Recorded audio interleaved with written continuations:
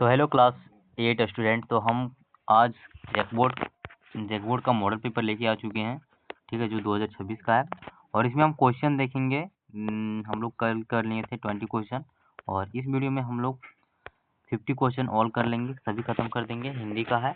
अगला वीडियो आपका आएगा साइंस का, ठीक है। तो यूट्यूब चैनल को सब्सक्राइब कर लेना है, जैसे आगे वाला वीडियो आएगा तो आपके पास वो पहुँच जाएगा, ठीक है।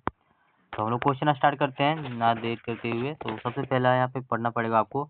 निम्नलिखित गद्यांश को ध्यानपूर्वक पढ़कर प्रश्न संख्या 21 से 24 के लिए सही उत्तर का चयन करें। बस सचमुच चल पड़ी और हमें लगा कि यह गांधी जी के सहयोग और सविनय अवज्ञा आंदोलन के वक्त आवश्यक जवान रही होगी।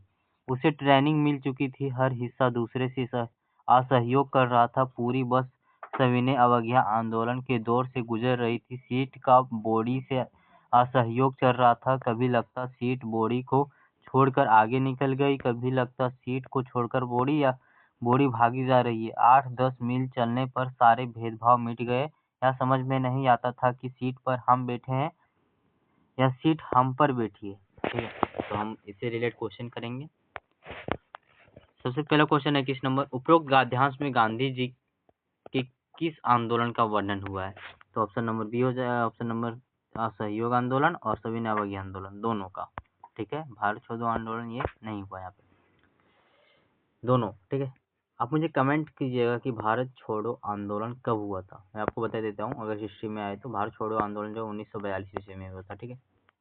अगला क्वेश्चन नंबर 22। प्रस्तुत गद्यांश किस पाठ से लिया गया है? असहयोग आंदोलन से, बस की यात्रा, पथ की पहचान, छोटा जादूगर। तो ये आपका हो जाएगा बस की यात्रा। उसमें बस का भी जिक्र हुआ है, आप लोग पढ़ोगे तो समझ आ जाएगा। क्वेश्चन नंबर 23 है। गद्यांश में सीट और बॉडी के असहयोग से क्या संकेत मिलता है? तो इसका ऑप्शन नंबर ये हो जाएगा, दोनों के बीच कोई तालमेल नहीं था, ठीक है। ऑप्शन नंबर ये। Question number 24। गद्यांश में 8-10 मील चलने पर किसका उल्लेख किया गया है? तो ये हो जाएगा रास्ते के भेदभाव मिटने का, ठीक है। अब हम यहाँ देखते हैं निम्नलिखित पद्यांश को ध्यानपूर्वक पढ़कर प्रश्न संख्या 25 से 28 के लिए सही उत्तर का चयन कीजिए। चाह नहीं मैं सुरबाल के गहनों में गुथा जाऊं, चाह नहीं प्रेमी माला में बिन प्यारी को ललचाऊं, चाह नहीं सम्राट के सौ पर हे हरि डाला जाऊं, चाह नहीं देवों के सिर पर चढ़ूं भाग्य पर इठलाऊं, मुझे तोड़ लेना वनमाली उस पथ पर देना तुम फेंक, मारती भूमि पर शीश चढ़ाने जिस पथ पर जावे वीर अनेक, है ना। तो क्वेश्चन नंबर 25 देखते हैं। प्रस्तुत कविता के कवि कौन है? ठीक है। तो आप लोग पढ़े होंगे चैप्टर, तो आप लोगों को मालूम होगा कि इसके कवि माखनलाल चतुर्वेदी है, ठीक है। एक और मैं बता देता हूँ कि सबको, है ना, सभी जितने भी हिंदी के लेखक हैं, ठीक है, और कवि, सभी आपको याद कर लेना है, क्योंकि आने का चांस वही सब रहता है ज़्यादा से ज़्यादा, ठीक है। तो हम क्वेश्चन 26 देखते हैं। उस पथ में देना तुम फेंक में कवि किस पथ की बात कर रहे हैं? सम्राटों का पथ, युद्ध के पथ, वीरों का पथ, प्रेमी माला का पथ। तो ये आपका हो जाएगा युद्ध का पथ, ठीक है। क्या होगा? युद्ध का पथ। Question number 27। जिस पथ पर जावे वीर अनेक से कवि किस पथ का उल्लेख कर रहे हैं? सम्राटों के पथ, शहीदों का, प्रेमियों का, युद्ध में शहीद होने का पथ। तो इसमें आपका हो जाएगा 27 का ऑप्शन नंबर बी, शहीदों का पथ, ठीक है। प्रस्तुत कविता का मूल भाव क्या है? इस कविता का मूल भाव क्या है? तो इस कविता का मूल भाव है मातृभूमि की सेवा, मातृभूमि की सेवा। निम्नलिखित प्रश्नों के लिए सही उत्तर का चयन करें। Question number 28। छोटा जादूगर अपनी माँ के लिए क्या लेना चाहता था? छोटा जादूगर क्या लेना चाहता था? मिठाई, दवा, साड़ी, पथ्य।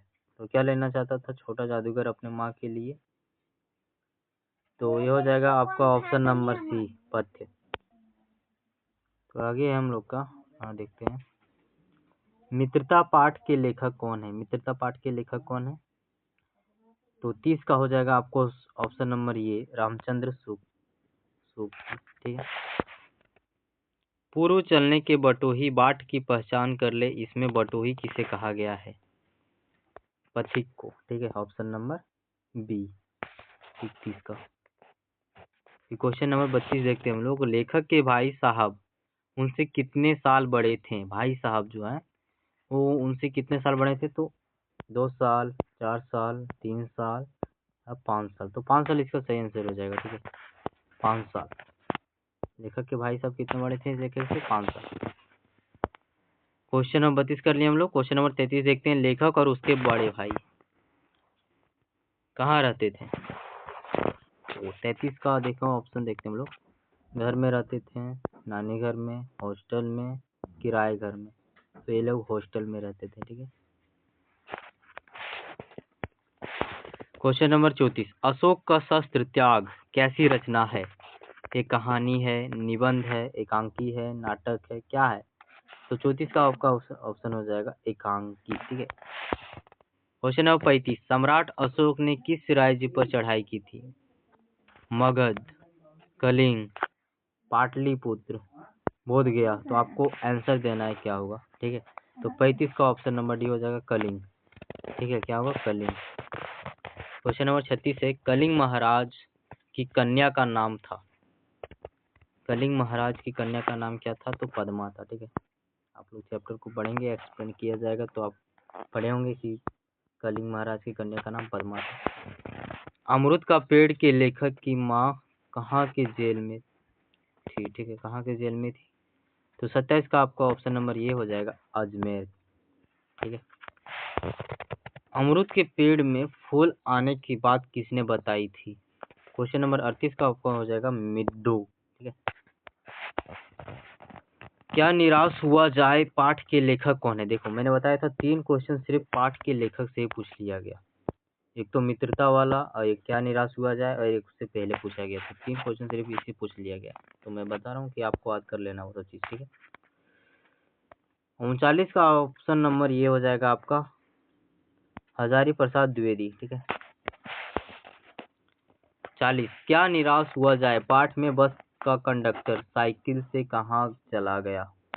साइकिल से कहाँ चला गया? वह भाग गया, वह दूसरी बस लेने गया, वह जंगल में चला गया, वह अपने घर चला गया।